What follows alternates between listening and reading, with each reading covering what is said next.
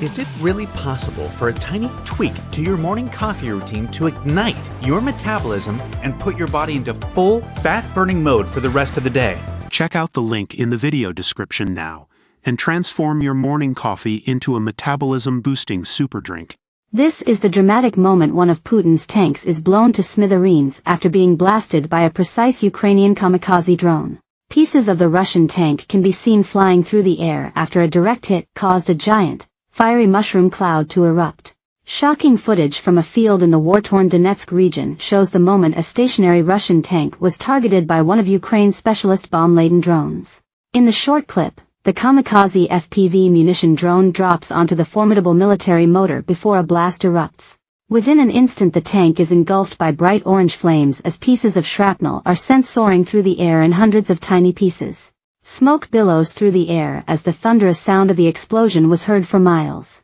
The tank's turret was hit by the drone, which led to the immediate catastrophic ammunition detonation, claimed the original social media post showing the video. It comes as spectacular footage showed Kiev's fierce determination as more kamikaze drones were seen blowing up Russian tanks in another blow to Putin's failing forces. The drones reduced the hodgepodge Franken tanks into a fiery wreckage and reducing them to debris and melted metal. As Vlad's efforts get desperate by the minute, the warmonger has been forced to build Frankenstein tanks with aging naval guns welded on top. Images have emerged of the crudely engineered vehicles being deployed in Ukraine, revealing that a humiliated Putin lost almost all of the tanks he had when he began his brutal invasion. Footage from an unnamed location appeared to show a 25mm 2M3 twin-barreled naval anti-aircraft turret mounted on a Soviet-era MTLB amphibious battle vehicle. The odd device is thought to have been constructed from equipment pieces from 1945. Its cannons were most likely taken from a naval patrol boat, and its tracks could date back to the 1950s. The Frankenstein tanks are believed to be an improvised response to the Kremlin's shortage of essential war materials. Putin has lost almost 8,000 tanks since his horror invasion of Ukraine, according to the General Staff of the Armed Forces of Ukraine. The total number of Putin's troops killed since the tyrant invaded Ukraine is now well above 500,000, according to the ministry.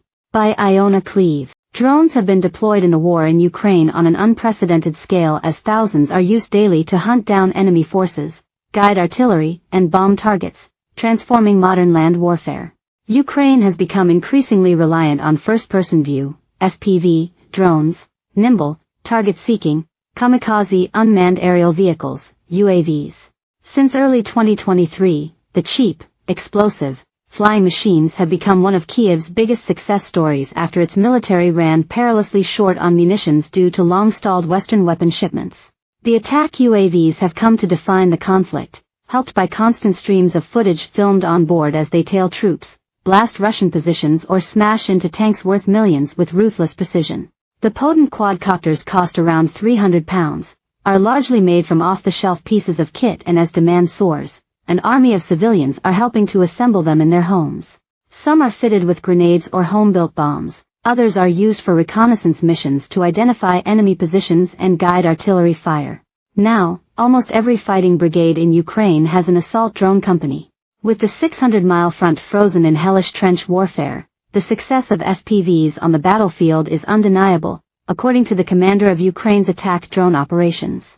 The senior Special Forces officer Arsenal told our channel the quadcopters turned munitions now successfully blitz Putin's targets in 3 out of 5 operations. And as the war moves into what Arsenal calls a more technological phase, he argued FPVs are increasingly vital to Ukraine's success. He said, "If Mavic, surveillance, drones are our eyes for the adjustment of artillery fire, withdrawal of groups to positions, reconnaissance, then FPV drones are our sword, our strike force."